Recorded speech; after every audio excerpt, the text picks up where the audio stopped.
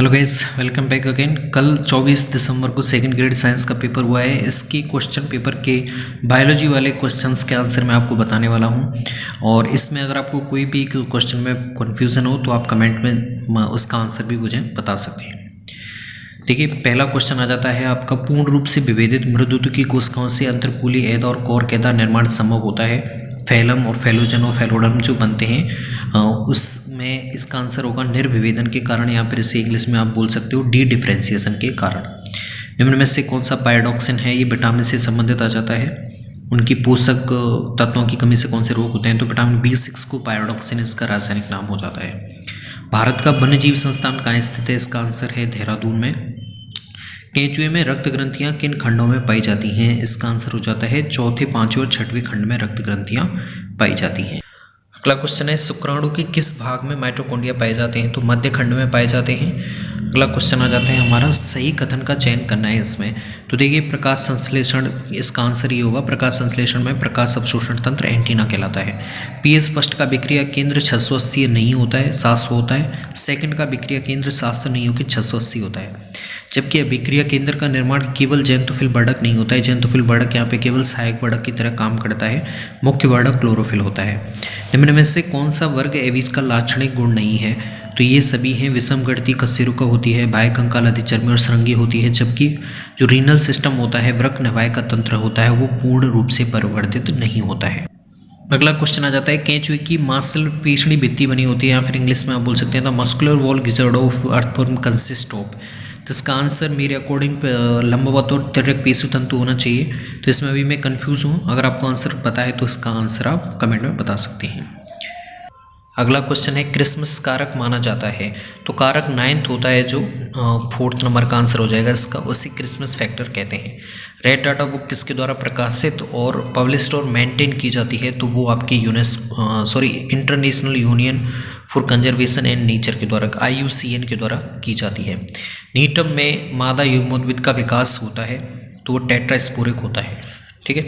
असमनीय बीज और जटिल ऊत की संरचना रहित युग्मोद्भिद पादप जिसमें पीढ़ी एकंदरण पाया जाता है, तो इसका आंसर मॉस होना चाहिए, क्योंकि फर्न क्या हो जाता है, उसमें सम्मेन ऊतक आने शुरू हो जाते हैं। ठीक है। अगला क्वेश्चन है, वायरस प्रविष्टि के द्वारा अनुलेखन कारक का निष्क्रियकरण जो एक स्थायी प्रकार की कोशिका को दूसरे प्रकार में परिवर्तित कर सकता है, तो इसका आंसर होगा ट्रांस डिफरेंशिएशन। श्वेत रुधिर कणिकाओं के लिए कौन सा कथन सही है? तो ये इनमें केंद्रक भी पाया जाता है। इसमें न्यूट्रोफिल्स की संख्या श्वेत रुधिर कणिकाओं में अधिक होती है। और न्यूट्रोफिल्स हिपेरिन का श्रावण करते हैं, हिपेरिल्स का मास्ट कोशिकाएं करती हैं, यहाँ पर आपकी बेसोफिल्स करती हैं। न्यूट्रोफिल्स केवल भक्षण कोशिका के रूप में काम करता है। इनको ल्यूकोसाइट कहते हैं, क्योंकि इनमें लाल रंग की उपस्थिति या फिर वर्णक नहीं पाया जाता, इसकी वजह से इन्हें श्वेत रंग मिलता है, इसलिए इन्हें श्वेत रुधिर कणिकाएं कहते हैं। अगला क्वेश्चन है, निम्न में से किसमें कैल्शियम की एक महत्वपूर्ण भूमिका है? तो खून का थक्का बनाने में इसकी थक्का बनाने में एक मुख्य स्कंदन कारक के रूप में ये भूमिका निभाता है। प्राकृतिक रूप से पाए जाने वाले प्रतिवास पोषणजक का उदाहरण है, तो इसका आंसर होगा फेनिल मर्क्यूरिक क्लोराइड। अगला क्वेश्चन है, मानव शरीर की सबसे बड़ी ग्रंथि कौन सी है? तो यकृत है। निम्न में से इसे आप इंग्लिश में देखिए, which one of these is not an indeterminate type of inflorescence. कौन सा अपरिमित प्रकार का पुष्करम नहीं है? तो देखिए, स्पाइक, पेनिकल, रेसीम, ये सब कैसे हैं? असीमाक्षी के हैं। ठीक है। साइम हेलिकॉइड किस में आ जाता है? ससीमाक्षी में आ जाता है। ठीक है। DNA मानचित्र जो DNA को विशिष्ट खंडलों पर विदलित करने के पश्चात विदलन बिंदुओं की उपस्थिति को पहचान कर बनाया जाता है, तो इसे हम बोलते हैं रेस्ट्रिक्शन मानचित्र, रेस्ट्रिक्शन मैपिंग। अगला क्वेश्चन है, निम्न में से कौन सा बीज अंकुरण का संदमक है? तो 6-बेंजिल अमीनोप्यूरिन होता है, वो बीज अंकुरण का संदमक होता है। अगला क्वेश्चन है, निम्न में से कौन सा प्रतिरक्षा ग्लोबुलिन रक्त और अंतराली द्रव्यों में से प्रमुख रूप से उपस्थित रहता है और प्लेसेंटा को पार कर सकता है? तो इसमें IgG होगा, जो सतही रक्त द्रव्यों की सुरक्षा करता है और प्लेसेंटा को पार करने की क्षमता रखता है। तो ये संबंध पूछा है ट्रैक्शन 2 स्पीसीज में, जिसमें एक स्पीसीज को बेनिफिट होता है, दूसरी को कोई न फायदा होता है न नुकसान होता है, तो इसे सहभोजिता कहेंगे। ठीक है। सहउपकारिता में क्या होता है? दोनों को ही फायदा होता है। परजीविता में एक को फायदा होता है, एक को नुकसान होता है। परभक्षिता में एक को फायदा होता है, दूसरे को नुकसान। निम्न में से समूह को पहचानना है, तो इसका आंसर देखिए, एरी सिल्क का ये हो जाएगा। मैगट चिकित्सा का लिट्टा वेसिकोटोरिया हो जाएगा, लाख का हो जाएगा कैरियले का, और कैंथ्रेडीन का हो जाएगा ल्यूसिलिया सेरिकेटा। तो इस तरह से तीसरा समुच्चय इसमें मिल रहा है। किस विटामिन की कमी से क्या हो जाता है, परनीसियस एनीमिया रोग हो जाता है? तो विटामिन B12 है, जिसे आप साइनोकोबाल्मिन भी कहते हैं, क्योंकि इसमें केंद्रीय धातु में कौन मिलता है, कोबाल्ट धातु पाई जाती है, इसलिए इसका नाम साइनोकोबाल्मिन पड़ा है। ये क्वेश्चन बहुकोश के जीवों में निम्न में से कौन सा कोश का प्रतिरोध भवन और वृद्धि का कारक नहीं है? तो देखिए इंटरल्यूकिन 3 भी होता है, 2 भी होता है, एरिथ्रोपोइटिन भी होता है। इसमें फर्स्ट आंसर होना चाहिए प्लेटलेट से प्राप्त वृद्धि कारक। तो इससे मेरे को कन्फ्यूजन है अभी, आप कमेंट में बता सकते हैं अगर आपको पता है तो। आवृतबीजी में एक नर युग्मक का 2 ध्रुवीय केंद्रकों से जो संलयन होता है उसे आप बोलते हैं ट्रिपल फ्यूजन। उसमें 3 केंद्रक साथ में आ रहे हैं, इसलिए इसका नाम ट्रिपल फ्यूजन है, और 2 बार संलयन देखने को मिलता है, इस वजह से इसे द्विनिषेचन कहते हैं। तो इसका आंसर होगा फर्स्ट। नेक्स्ट क्वेश्चन आता है, निम्न में से कौन सी एक ग्रीन हाउस गैस नहीं है? तो CO2 का 60% योगदान होता है, N2 का 6% होता है, CH4 का 20% योगदान होता है। इसका आंसर हो जाएगा नाइट्रोजन। नाइट्रोजन कोई भी ग्रीन हाउस गैस नहीं है। हमेशा पूछा जाता है ये लाल शैवाल में संचित भोज्य पदार्थ है, इसका आंसर हो जाएगा फ्लोरिडियन स्टार्च। निम्न में से कौन सा दीर्घ प्रदीप्तिकालीन पौधों का समूह है, यानी कि लॉन्ग डे प्लांट का समूह कौन सा है? तो इसका आंसर होगा ओट, ज्वार और चावल। अगला क्वेश्चन है, असंगत द्वितीयक वृद्धि पाई जाती है, तो वो ड्रेसिना में पाई जाती है। स्केम जो साइकिल होता है जिसे हम बोलते हैं क्रेसुलेशन एसिड मेटाबॉलिज्म में, ऑक्जेलोएसिटेट का अपचयन मैलेट में किस एंजाइम की उपस्थिति में होता है? तो इसका आंसर होगा मैलेट डिहाइड्रोजनेज की उपस्थिति में होता है। अगला है, ग्राम धनात्मक ग्राहित जीवाणुओं के संबंध में निम्न में से कौन सा कथन सही नहीं है? तो देखिए ये सभी सही हैं, केवल ये वाला क्वेश्चन, कोश का आवरण 3 परतों से बना होता है, इसमें सेल एनवेलप एब्सेंट होता है, तो इसलिए इसमें 3 परतें नहीं पाई जाती हैं। बाकी इसमें टेकोइक अम्ल भी पाया जाता है, पेप्टिडोग्लाइकॉन भी पाया जाता है, और 20 से 80 नैनोमीटर इसकी मोटाई होती है। अगला क्वेश्चन आ जाते हैं कि जीन विनिमय की आवृत्ति निर्भर करती है उपरोक्त सभी पर, संख्या पर, दोनों जीनों के बीच की दूरी पर, जीन की लंबाई पर, उपरोक्त सभी पर। इसमें फेट मैपिंग के लिए कौन सा स्टेनिंग काम में लेते हैं? इसका आंसर मेरे को अभी नहीं मिल पाया है। मेरे हिसाब से एसिटोकार्बन हो सकता है, फिर हेमेटोजाइलिन हो सकता है। आप कमेंट में बताइएगा अगर आपको इसका आंसर पता है। अगला क्वेश्चन है, निम्न में से कौन सा अस्थिल मछलियों का लक्षण नहीं है? तो ये अंडप्रजक, अंड जरायुज और जरायुज होते हैं, ये वाला गलत है, बाकी के सभी इसमें सही हैं। इसमें सूची का मिलान करना है, तो सहतूत का रेशम कीट कौन सा होता है? बोम्बीबक्स मोराई होता है।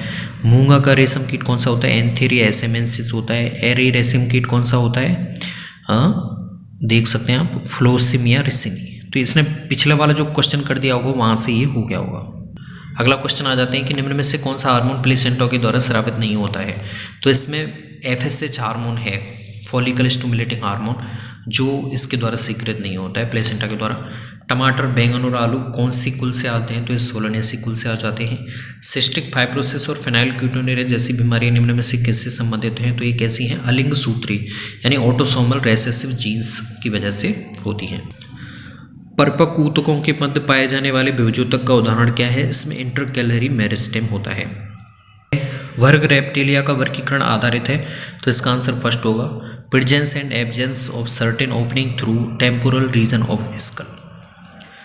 अगला है कि त्वचा की वर्धकता में कौन सी धातु के एंजाइम एक महत्वपूर्ण भूमिका निभाते हैं? तो इसमें टायरोसिनेज एंजाइम होता है जो महत्वपूर्ण भूमिका देता है वर्धकता को।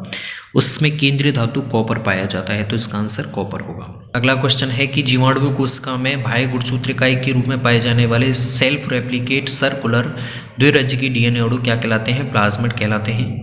अंत्य त्वचा की कोशिकाओं की कौन सी विशेषता उसके माध्यम से होने वाले जल परिवहन को बाधित करती है? तो वो कैस्पिरिन पट्टियों की उपस्थिति की वजह से होती है। आप कंफ्यूज कैलोज पट्टिका की वजह से भी कंफ्यूज हो रहे होंगे, तो कैलोज पट्टिका की किस्म पाई जाती है आपके चांदली कोशिकाओं में पाई जाती है, जो पतझड़ में आपके कैलोज एंजाइम जमा हो जाता है, उसकी वजह से खाना वहाँ पे बाधित हो जाता है। इसमें देखिए लिम्निया पेरेग्राम में कवच का गुणन प्रभावित होता है, तो ये मात्रक जीनों के द्वारा प्रभावित होता है। जेल इलेक्ट्रोफोरोसिस के द्वारा जब हम अभिरंजित करते हैं तो DNA के खंड कैसे दिखाई देते हैं? ब्राइट ऑरेंज, चमकीले नारंगी। वाहक प्रोटीन द्वारा झिल्ली के आर पार अणुओं का एक दूसरे अणुओं से स्वतंत्र रूप से संबंध क्या कहलाता है? यूनिपोर्ट कहलाता है। DNA पॉलीमरेज फर्स्ट को क्या कहते हैं आप? कॉर्नबर्ग नाम के साइंटिस्ट ने इसकी खोज की थी, उसी के नाम के आधार पर इसे बोलते हैं कॉर्नबर्ग एंजाइम। उसी सरल क्वेश्चन, लेमार्क के द्वारा प्रतिपादित उद विकास का सिद्धांत कहलाता है उपार्जित लक्षणों की वंशागति का सिद्धांत। जीन चिकित्सा का पहला प्रयोग सन 1990 में एक 4 वर्षीय बच्चे में किसकी कमी को दूर करने के लिए किया गया था? पहला प्रयोग था, ये आपके एनसीईआरटी से क्वेश्चन है डायरेक्ट, एडिनोसिन डाइएमिनेज एंजाइम की कमी को दूर करने के लिए। 2 मोनोसैकेराइड इकाइयों के मध्य पॉलीसैकेराइड बनाने के लिए कौन सा बंध उपस्थित होता है? तो यहाँ पे ग्लाइकोसिडिक बंध आ जाता है। कोशिकीय कंकाल में कौन कौन होते हैं? तो माइक्रोट्यूब्यूल और माइक्रोफिलामेंट इसका आंसर हो जाता है। फिर ये क्वेश्चन है आपके, ये आपके बहुलक केमिस्ट्री से भी है और इसे बायोलॉजी से भी आप मान सकते हैं। एक बहुप्रचलित दर्द निवारक, एंटी इन्फ्लामेटरी, एंटी प्लेटलेट्स और एंटीपायरेटिक दवा है, तो इसमें एस्पिरिन आंसर हो जाएगा। धन्यवाद। इतने सारे क्वेश्चंस हैं बायोलॉजी के जो मैंने आपको बताए हैं। अगर इसमें भी अगर आपको कोई कन्फ्यूजन है, आपको लगता है कोई दूसरा आंसर होना चाहिए, तो आप मुझे कमेंट में बता सकते हैं। धन्यवाद।